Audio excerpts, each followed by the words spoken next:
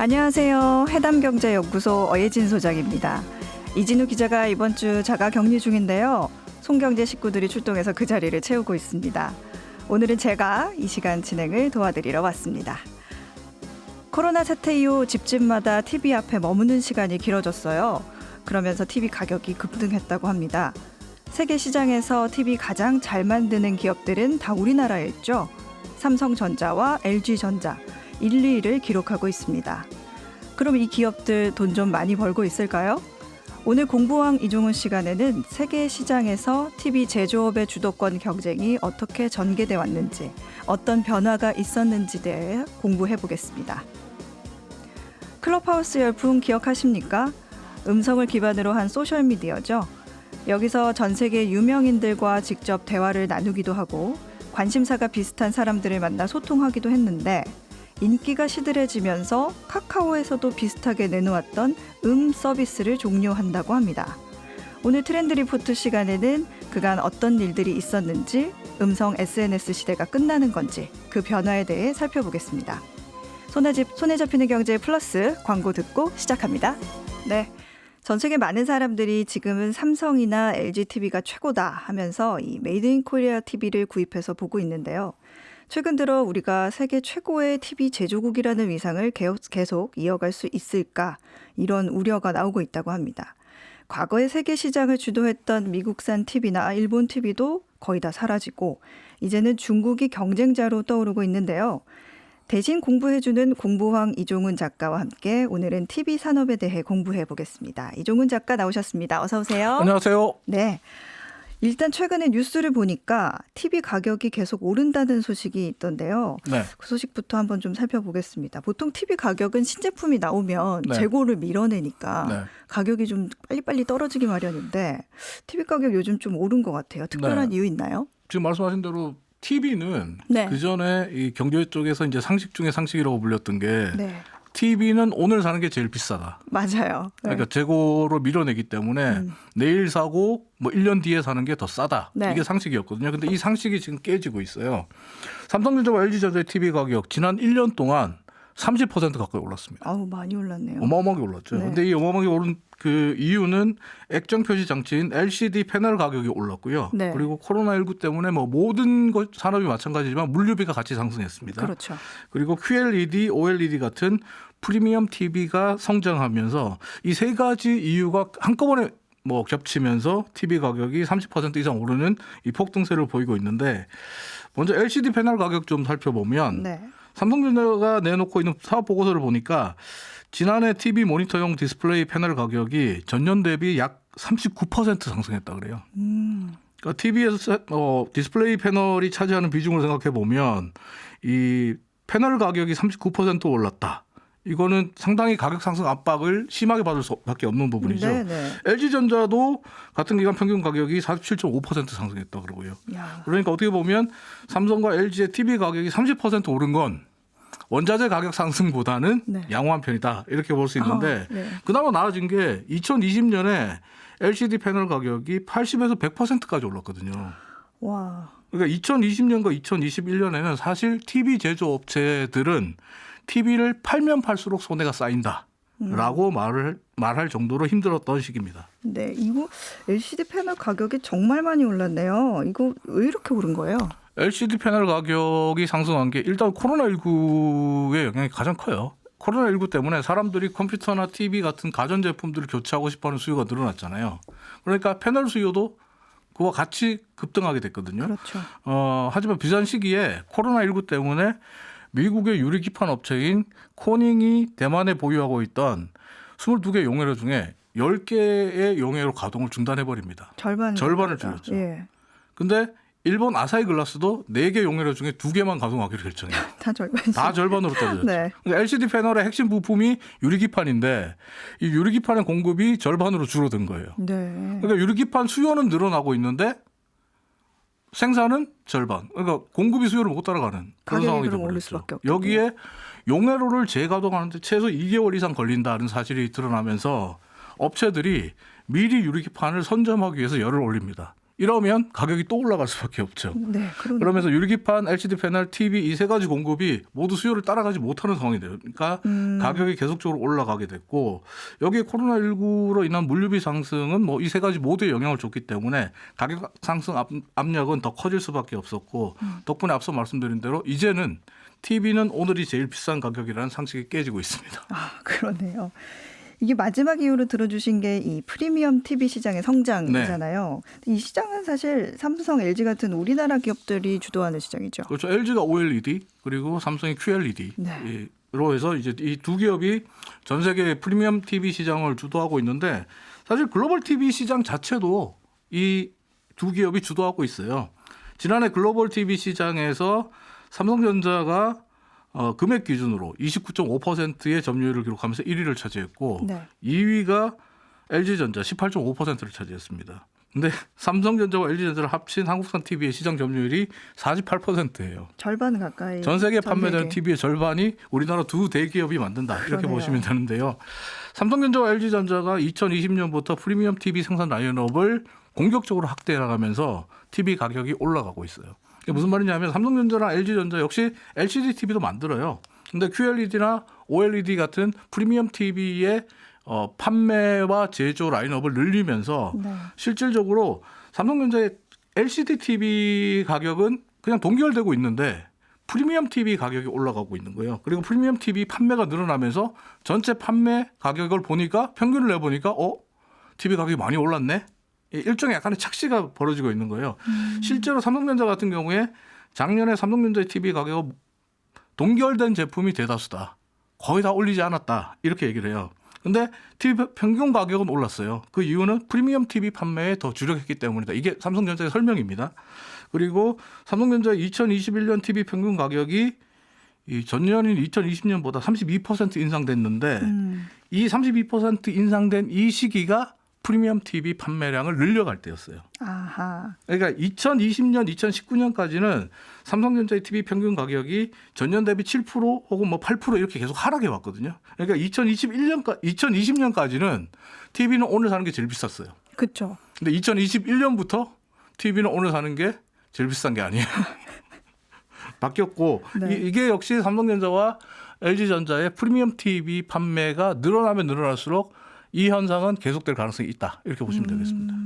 이게 과거에는 사실 뭐 미국 TV, 일본 TV 해서 그게 제일 좋다 이렇게 생각했고 예전에 골드스타, 삼성 이런 게 조금 뒤늦게 진출한 편이잖아요. 우리나라가 글로벌 TV 시장을 주도하게 된 거는 언제부터예요? 우리나라가 글로벌 TV 시장을 주도하기 시작한 건 2005년을 기점으로 해서 바뀌기 시작했다라고 보더라고요. 네. 제가 논문들을 찾아보니까 김재필 등이 쓴 이 일본 TV 산업의 몰락과 교훈이라는 논문, 그리고 홍익대의 김용렬 교수가 쓴 한중일 TV 산업의 주도권과 경쟁 우위라는 논문을 보니까 비교적 최근에 나온 논문들을 보니까 두 논문 모두 한국은 삼성전자가 소니를 근소하게 제친 2005년을 기점으로 글로벌 TV 시장의 점유율을 확대해 나가기 시작했다. 이렇게 보고 있더군요. 근데 TV 산업을 주도한 기업이나 국가를 뭐 연도별, 시대별로 좀 살펴보면 앞서 말씀하신 대로 1960년대까지는 미국의 시대였어요. 그렇죠. RCA. 네. 그 제너럴 일렉트릭 G의 뭐 자회사에 가까웠던 RCA가 전 세계에서 가장 좋은 TV를 만든다라고 이야기를 했어요. 그리고 그 D를 이은 게 제니스. 맞아요. 지금은 맞아요. LG의 자회사가 돼 있죠. 네. LG가 흡수한 회사인데 그러니까 1960년대까지는 미국의 RCA와 제니스가 주도했고 그리고 70년대 중반 이후부터 소니가 등장합니다.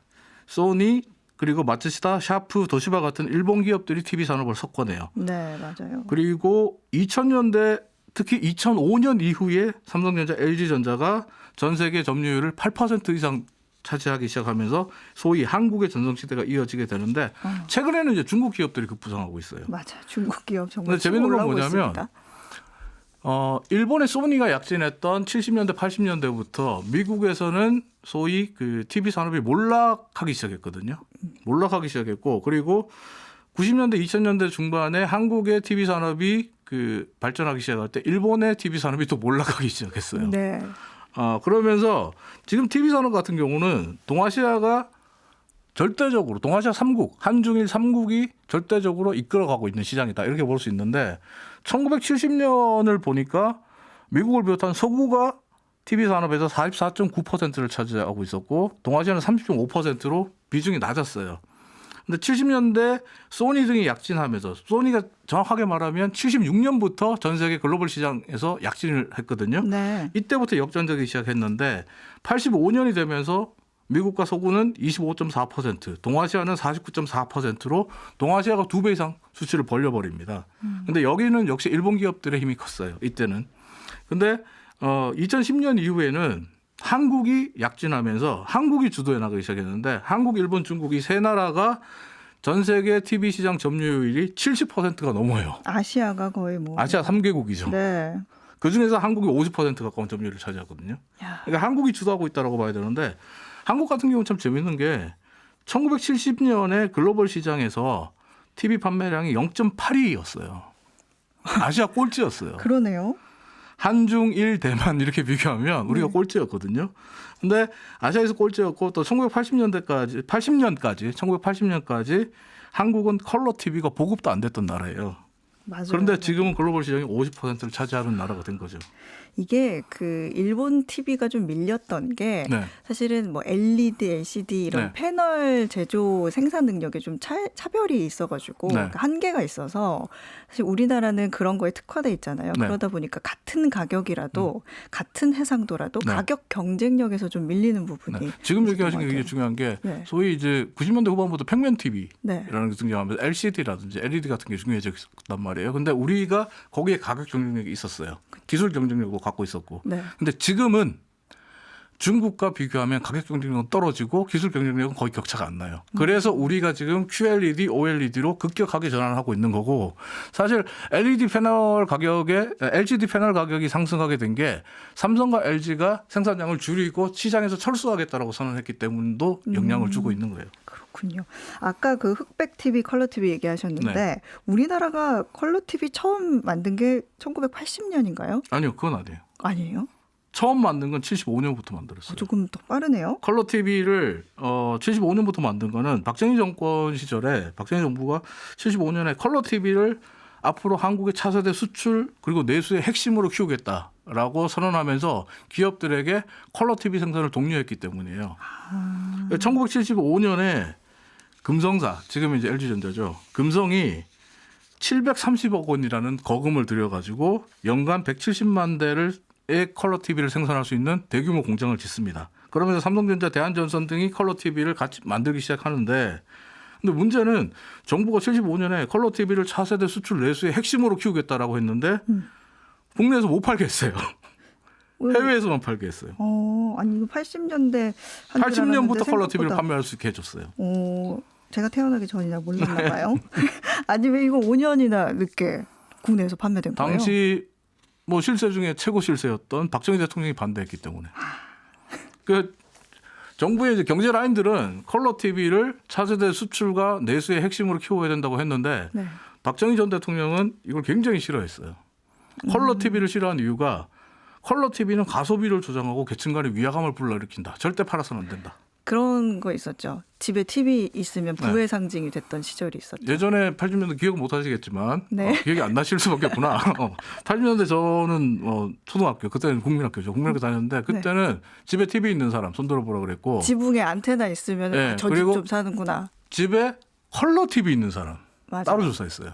저 때는 집에 그 안테나 그 비행 접시 같은 거 위성 TV? 네, 그거 있으면 네, 스카이라이프.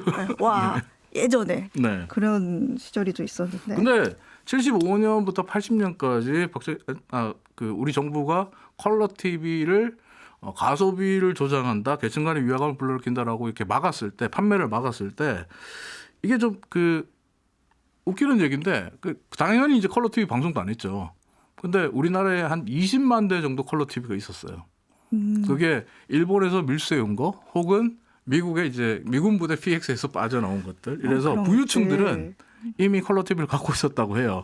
근데 참고로 일본 같은 경우에 컬러 TV 방송이 1960년에 시작했고 공산주의 국가였던 중국과 북한도 74년부터 컬러 TV 방송을 했거든요. 야, 우리가 정말 근데 늦네요. 우리는 80년까지 안 했어요. 네. 79년까지 안 했는데 예, 어쨌든 뭐 박정희 전 대통령이 생각이 이렇게 확고하다 보니까 컬러 TV는 국내 시판 금지됐고 기업들은 수출만 하면서 컬러 TV 생산을 끌고 가야 되는데 문제는 79년에 제2차 오일 쇼크가 터집니다. 그러면서 전 세계가 불황에 빠져요. 네. 그러면서 우리가 생산하던 컬러 TV 수출도 안 된 거예요. 그러면서 1979년 당시에 이제 공장 가동률을 한번 조사해 보니까 24.6%밖에 안 돼요. 아, 기업이 공장 만들어 놓고 가동을 24.6%, 25%도 채 안 되게 가동한다면 이거는 기업이 거의 빈사 상태에 빠질 수밖에 없죠. 아니 그래도 박정희 대통령이 이렇게 확고한 생각을 가지고 있었는데 왜 그 1980년대에 와서 컬러 TV 국내에 판매하게 된 이유가 박정희 뭘까요? 대통령은 이미 서거를 했고 그리고 1980년에 12.12 쿠데타로 이제 전두환 뭐 군사 쿠데타로 인해서 정권이 바뀌잖아요. 그때 이제 국보위가 6월 1일에 출범을 하게 되는데 이때 이제 8월 1일에 국보위가 빈사 상태에 빠진 기업을 살리자. 그리고 경제를 살리자. 라는 슬로건 하에 이 컬러 TV 판매를 허용하겠다라고 발표를 합니다. 이게 이제 우리는 경제 살리는 네. 정권이에요 하는 이미지를 국민들에게 심어주기 위함이죠. 그리고 또 하나 재밌는 게 이건 뭐 야사라고 볼 수도 있는데 많은 학자들이 주장하기 때문에 정설로도 볼 수 있는 것 같아요. 일부 학자들 중에서는 소위 50 정권이 국민의 관심을 정치와 경제가 아닌 다른 곳으로 돌리기 위해서 소위 3S 정책을 썼는데 네. 스포츠 스크린, 나머지 하나는 제가 얘기 안 하겠습니다. 네, 이 3S 정책을 실시하는 데 있어서 소위 총천연색 칼라 TV가 있어야 된다. 총천연색. 네, 총천연색 칼라. 이게 굉장히 중요한 문구였어요. 예전에 광고에서. 네. 네, 그래서 컬러 TV의 판매 허가를 서둘렀다. 이런 분석도 있습니다. 하지만 초창기 석 달 정도는 컬러 TV가 전혀 판매가 안 됐어요. 상공부가 그 당시 상공부가 컬러 TV가 이제 매달 2만 4천 대에서 3만 대로 판매될 거다라는 예상치를 내놨는데 8월 한 달 동안 5천 대가 채 안 팔렸다고 합니다. 이게 왜 잘 안 팔렸을까요? 안 팔리는 게 당연했어요. 그때 컬러 TV 방송을 안 했거든요. 컬러 TV만 있으면 뭐예요? 방송을 안 하는데. 게다가 컬러 TV 방송 안 하는데 컬러 TV 가격은 당시에 웬만한 직장인들의 한 달 월급보다 더 많았던 30만 원이 넘었어요. 그러네요. 근데 컬러 TV 사서 뭐해요? 뭐예요? 이 거금을 주고. 그래서 정부가 11월 초에 컬러 TV에 대한 특소세, 특별소비세를 인하하겠다라고 발표를 합니다. 그리고 동시에 12월부터 컬러 TV 방송을 허용하겠습니다.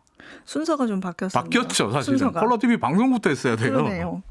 근데 컬러 TV 방송을 12월부터 하겠다고 하니까 이때부터 컬러 TV가 불티나게 팔려나가요. 사실 저 어릴 때 이 당시에 봤던 아동용 드라마, 네. 호랑이 선생님 같은 드라마에서도 컬러 TV 왜 얘기하고 알지? 그랬어요. 그거 알면 안 돼. 알아요? 왜 알지? 나 이거 이상한데? 네. 어쨌든 그러면서 컬러 TV가 불티나게 팔리면서 11월 한 달에 4만 대가 팔리고 네. 그러니까 재고가 다 팔리게 되고 12월 컬러 TV 방송이 나오니까 컬러 TV가 없어서 못 팔 정도가 됐어요.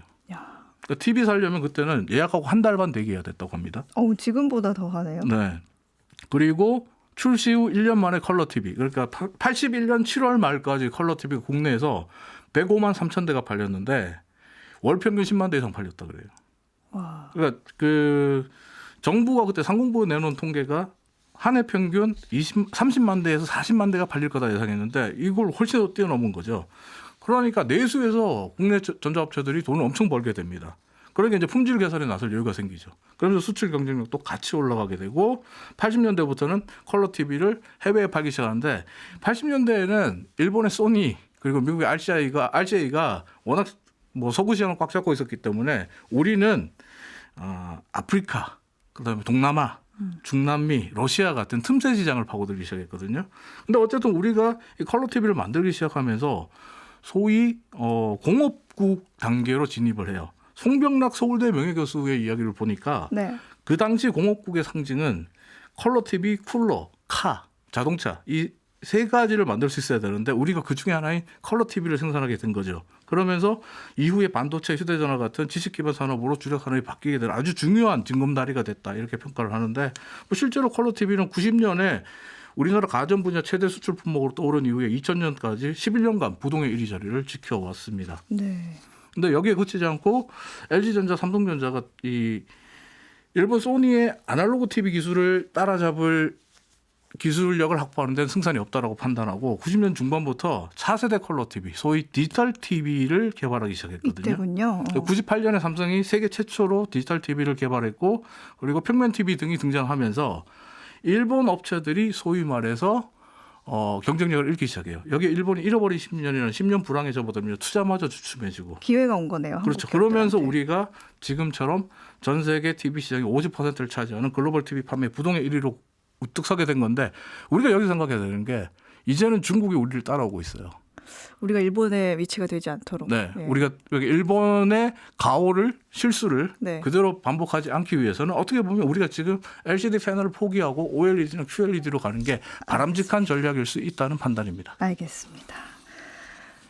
네, 업계 상황이 좀 바뀌고는 있지만 그래도 우리는 세계 시장 1위 자리를 굳건히 잘 이어갈 수 있었으면 좋겠습니다. 잘 들었습니다. 공부왕 이종훈 작가였습니다. 저는 잠시 후 2부에서 찾아뵙겠습니다. 고맙습니다.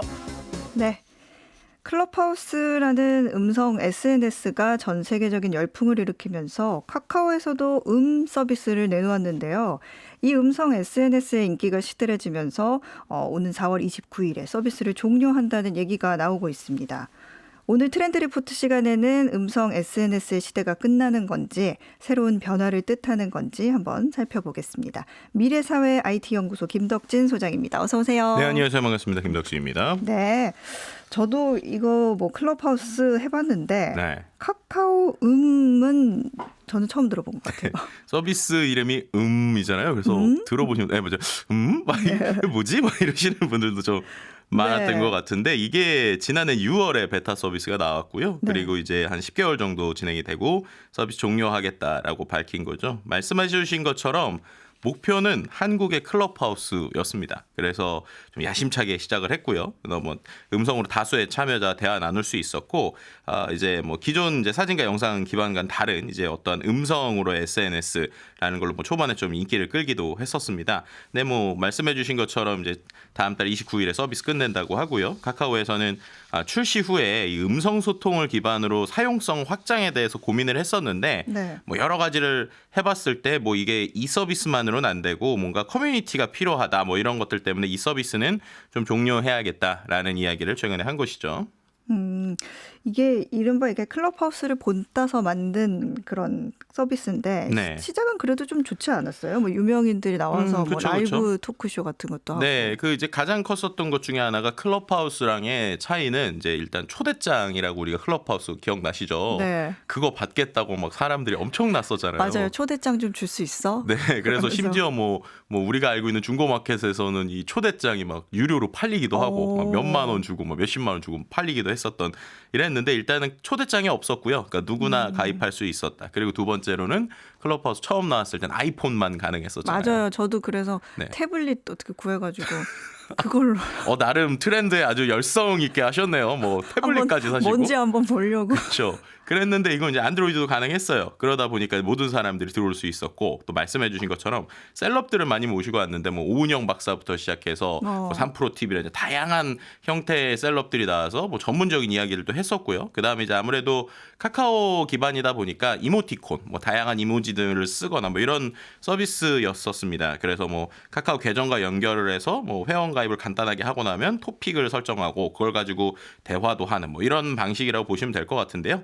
어쨌든 기본적인 거는 거의 뭐 클럽하우스랑 거의 똑같은 상황이었고 나름 뭐 한때 2021년 7월에 이런 보도자료 내기도 했었어요. MAU라고 그래서 이 월 활성 사용자인데 월 활성 사용자가 네. 5만 8천 명이다. 그래서 그때 이제 인기가 주춤했었던 클럽하우스 3만 3천 명을 추월했다. 이런 뉴스도 나왔었거든요. 오, 네, 근데 그런... 생각을 해보면요. 이게 좀 안타까운 수치인 게 왜요? 월 활성 사용자 5만 8천 명이라고 보도자료를 냈다라는 거예요. 아, 네, 카카오잖아요. 근데 5만 8천 명. 카카오가. 네. 그러니까 실제로 그 클럽하우스가 한창 우리나라에서 잘 나갈 때 2021년 2월에는요. 그 MAU 아까 말씀드렸던 이 월 활성 사용자가 한 106만 명 정도가 됐습니다. 그러니까 100만 명이 넘게 이런 음성 서비스 쓰고 있었는데 이게 아주 짧은 시간에 3만 3천까지 떨어졌고 근데 그 상황에서 음이라는 서비스가 우리가 5만 8천 명으로 넘어섰어라는 걸 보도자료를 냈었던 상황이 어떻게 보면은 이 음이라고 하는 서비스 그리고 어떠한 이 클럽하우스라고 하는 서비스가 얼마큼 불꽃처럼 확 타올랐다가 정말 불꽃 꺼지듯이 확 떨어졌는지를 그대로 보여주는 어떤 수치들이 아닐까 뭐 이렇게 볼 수 있을 것 같습니다. 근데 이게 생각해 보면 네. 사실 그 클럽하우스도 당시에는 안 하는 사람은 되게 좀 트렌드에서 좀 밀린다, 뒤처진다 하는 것처럼 그 말 그대로 열풍이었거든요. 네, 근데 맞습니다. 지금은 굉장히 조용해요. 네, 일단은 얼마큼 열풍이었는지 우리가 생각해 볼 수 있는 게 벌써 1년이 흘렀는데 한 지난해 2월이죠. 우리나라에서는 이제 설을 전후로 해서 상당히 인기를 끌었고 전 세계적으로도 한 1월 초, 그러니까 2021년 1월 그리고 그 전해 2020년 12월 이때 상당히 클럽하우스 열풍이 불었습니다. 핵심은 또 일론 머스크가 나와야죠. 이쪽 씬에서는 일론 머스크가 뭔가를 한다고 그러면 사람들이 많이 그쵸. 움직이는데 뭐 빌 게이츠 MS 창업자 또 일론 머스크 테슬라 창업자들이 클럽하우스에서 막 중요한 마크 발언을 주커버그도 하고 있었고. 그렇죠. 막 그러면서 주가와 관련된 얘기라든지 아니면 우리가 그때 있었던 로빈 후드와 관련된 뭐 여러 가지 이야기들 이런 것들을 좀 많이 했었고요. 심지어 이제 푸틴 러시아 대통령을 그 일론 머스크가 클럽하우스에서 같이 얘기하자 이렇게 이제 트윗을 보내기도 했었고 네. 그걸 갖고 이제 러시아에서 뭐 흥미로운 제안이다 뭐 이렇게 얘기할 정도로 정말 많은 사람들 이른바 우리가 소위 인싸라고 불리는 사람들이 모여 있는 곳이었습니다. 전 세계 다운로드 건수가 1,300만 회를 돌파했었고요. 정말 작은 기업이었고 한 10명 정도 안 됐었던 회사인데 그 회사에서 만든 서비스가 이렇게 불꽃처럼 반짝 인기를 엄청나게 끌었었던 뭐 이런 것들이라고 볼 수 있을 것 같습니다. 근데 이게 우리가 좀 그래도 생각은 해봐야 되는 게 네. 이게 사람들이 클럽하우스에 그래도 한때나마 열광했던 이유는 있을 거란 말이에요. 그렇죠. 어떤 투영된 사람들의 요구나 어떤 니즈가 뭐였을까 이런 거는 그래도 우리가 알고 넘어가야. 그렇죠. 네. 그러니까 우리가 생각을 해보면 반대로 우리가 왜 새로운 서비스를 쓸까라는 거에서부터 생각을 해보면 좋을 것 같아요. 네. 만약에 소장님은 뭔가 새로운 서비스가 나왔다. 그래서 그게 나에게 관심을 끌게 된다라고 하면 어떤 이유들 때문에 내가 써보고 싶다는 생각이 드실 것 같으세요? 전 사실 직업 때문에 직업 때문에. 네, 뭐든지 한 번은 해봐야 된다 이런 것도 있고 사실 SNS 같은 거는 좀 수명이 있는 것 같아요. 그래서 새로운 게 나왔다고 하면 네. 어떤 공간인지 나도 한번 들어가서 보자. 거기서 한번 이사를 해볼까. 약간 그런 심리가 있는 것 같아요. 그렇죠. 말씀해 주신 일단 궁금해야 되고요. 네. 궁금하다라는 거는 반대로 말하면 내 주변에 누군가가 이거를 갖고 입소문을 내거나 뭔가 재미있거나 뭐 이런 이유들이 있어야 되잖아요. 일단 클럽하우스가 처음에 사람들에게 관심을 가졌던 건 좀 희소성이죠. 그러니까 우리가 마치 최근에 포켓몬 그 스티커를 모으는 거가 띠부띠부. 누구에게나 주어지면 안 모을 텐데 네. 이 서비스가 처음 나왔을 때는 아이폰만 냈단 말이에요. 그리고 초대장이 있어야 됩니다. 좀 그리고 달랐어요. 그렇죠. 그리고 그 초대장이 있는데 들어가 보면 내가 막 일론 머스크랑 운이 좋으면 대화도 할 수 있대요. 아니면 연예인들이 막 들어와 있대요. 같은 방에 있어. 그렇죠. 예를 들면 박중훈 씨나 이런 분들, 뭐 소란 씨 이런 분들이 이제 계속 거기서 뭐 라이브도 불러주고, 뭐 내 궁금증도 막 대답해주고, 막 이러니까는 누구나 상당히 들어가 보고 싶었었던 어떤 플랫폼이라는 것이죠. 그러다 보니까 이른바 이제 힙하다라는 표현들과 함께 많은 사람들이 일단은 들어가고 싶은 어떤 기대 심리들을 많이 갖게 됐었고요. 두 번째는 모든 서비스는 역시 타이밍이 또 중요한 것 같은데. 코로나19였잖아요. 그렇죠. 네, 근데 코로나19 초창기엔 줌이라고 하는 서비스가 거의 엄청나게 열풍을 불었죠. 근데 그 줌이라는 서비스가 이른바 이제 줌 피로라는 말이 나왔었어요. 그게 왜 그랬냐면 우리가 커뮤니케이션을 계속 줌으로 하는데 계속 화면이 켜 있으니까 예를 들면은 화면 끄면 선생님께서 화면 좀 켜라 뭐 이렇게 얘기한다거나 그렇죠. 뭐 집중 안 하는 것 같으니까 그러니까 우리에게 이른바 여러 가지 피로감이 쌓였던 것이죠. 근데 그 상황에서 이런 영상 기반이 아니라 음성을 가지고 일상생활에서 간편하게 사용할 수 있는 오디오 기반의 서비스가 이 코로나19와 함께 상당히 많은 서비스의 사용량이 증가했습니다. 뭐 예를 들면 소셜 라디오부터 시작해서 꼭 이 클럽하우스 말고도 다양한 형태의 그 오디오 기반 서비스들이 많이 활성화가 됐었고요. 그다음에 오디오라고 하는 것에 장점이 있잖아요. 네. 예를 들면은 이러한 여러 가지 영상의 시대에서도 저희 손경제가 살아남을 수 있는 이유. 우리가 멀티태스킹 네. 혹은 그걸 가지고도 여러 가지 생각을 해볼 수 있다거나 이런 이제 오디오 서비스가 갖는 매력들이 있단 말이에요. 그러니까 내가 이거를 들으면서도 다른 일을 할 수 있다거나 아니 그런데 네. 이렇게 매력이 있는데도 이게 혁신인가 싶을 정도로 그렇게 열풍이었는데 네. 왜 이 음성 SNS 서비스들이 이렇게 빨리 시들해진 거예요? 말씀드렸던 상황들이 엄청난 기회가 주어졌지만 그 기회가 계속 가진 않는다라는 포인트를 말하고 싶어요. 첫 번째는 우리가 아까 희소성이라는 얘기를 했잖아요. 네. 근데 희소성이 계속 주는 거예요. 누구나 씁니다. 그렇죠? 그리고 예를 들면 연예인도 처음 보면 되게 신기한데 매일 있어요. 그리고 매일 있으면서 처음에는 되게 뭔가 못 듣던 얘기를 하는데 네. 계속 그분들이 이야기를 하다 보니까 어느새 좀 편해지기도 하고 그리고 그분들의 이야기들이 뭔가 이제 전문 진행자나 이런 것들이 아니다 보니까 어느 순간에는 또 얘기네 이렇게 될 수도 있고 두 번째는 이제 그럼 거기에 뭔가 전문성을 띠거나 그 이야기가 계속 되려면 그 안에서 꺼리들을 던져줘야 되거든요. 꺼리들. 예를 들면 우리가 블로그 서비스를 생각해 보면 블로그에 내가 뭐 쓰지라고 할 때 대부분의 블로그가 오늘 있었던 일에 대한 이야기를 한 줄 하면서 이거에 대해서 어떻게 생각하세요? 얘기를 한다거나 네. 최근에 틱톡 같은 경우를 보더라도 챌린지라고 하는 문화가 있죠. 있죠. 내가 무슨 영상을 찍어야 되지라고 할 때 계속 어떤 새로운 챌린지를 주니까 제가 뭔가를 할 수 있는 동력들을 준단 말이에요. 근데 여기는 들어가서 대화는 합니다. 근데 이게 회의용 뭐 플랫폼도 아니고 이제 잡담을 하더라도 아는 사람끼리 이렇게 대화하다 보면 거리들이 떨어지잖아요. 그럼 그런 서비스에 대한 어떠한 방향성 혹은 이제 내가 이거를 할 때 유튜브처럼 예를 들면 전문적으로 아예 하겠다라고 하면은 돈을 벌 수 있다라고 하는 비즈니스 모델 뭐 이런 것들이 좀 필요할 텐데 안타깝지만 이 회사는 너무 빠르게 급작스럽게 자신들이 준비되지 않은 상태에서 수천만의 회원이 오니까 거기에 있던 사람들은 서비스 고치기 바빴다고 해요. 네, 예를 들면 갑자기 음질이 떨어진다. 뭐 해킹 문제가 있다.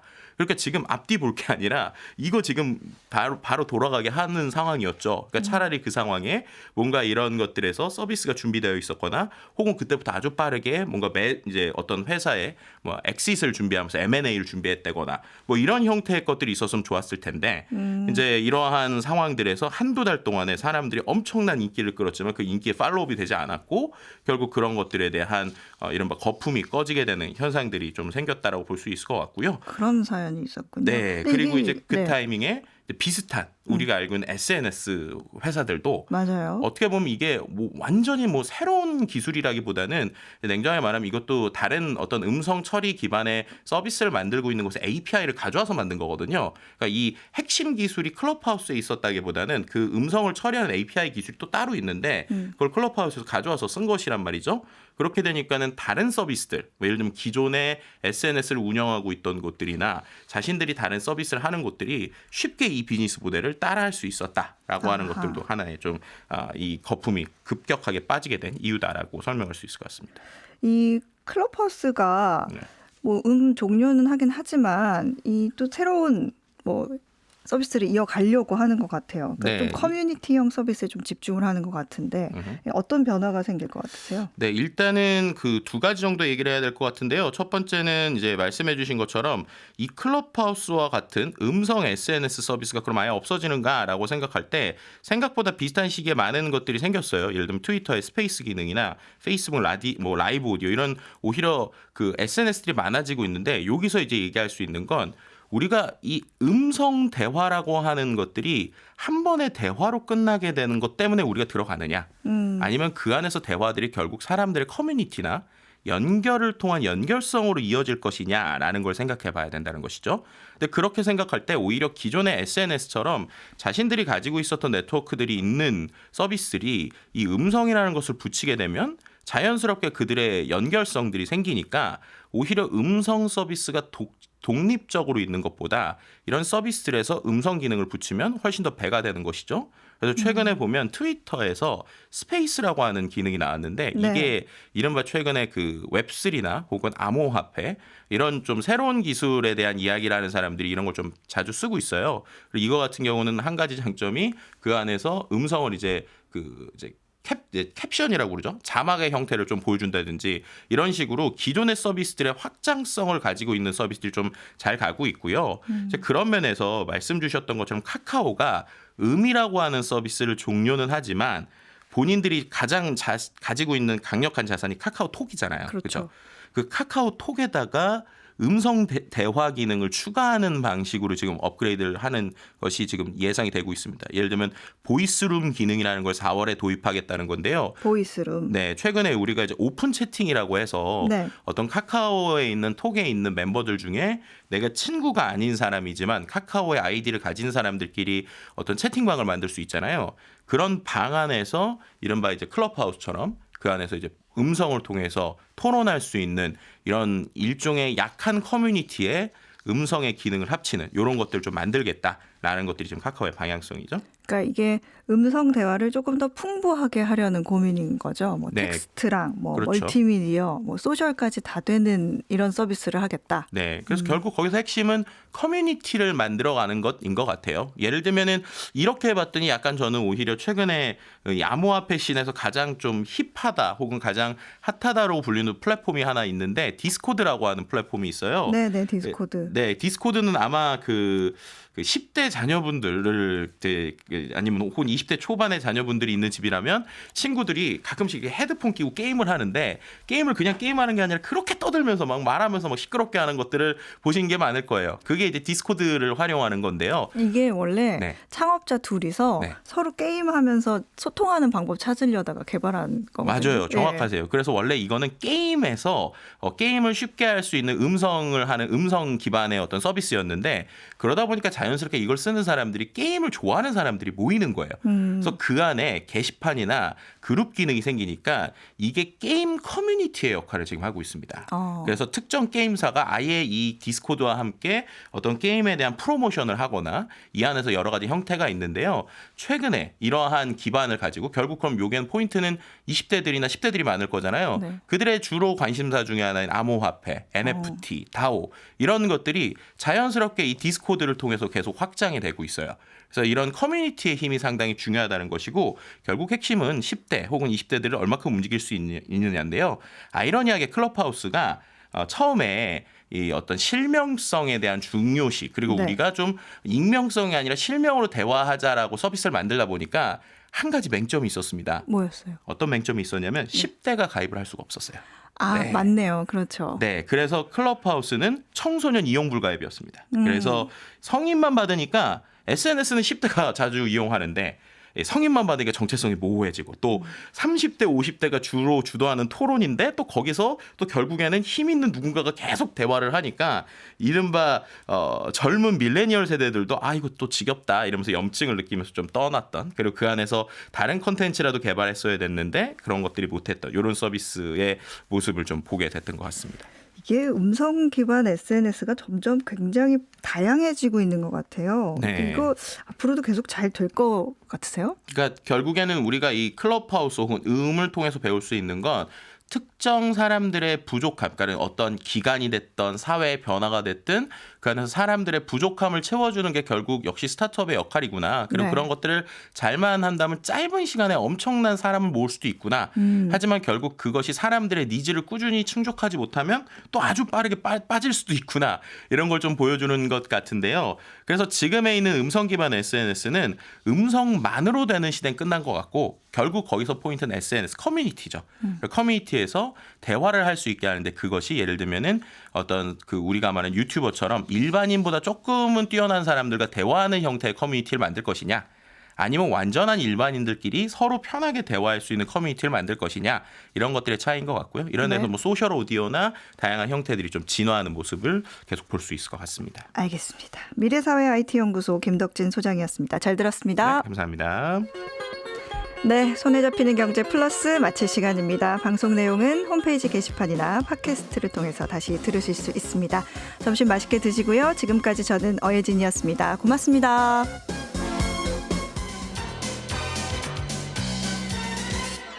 더 깊고 더 재미있는 경제 이야기. 이진우의 손에 잡히는 경제 플러스.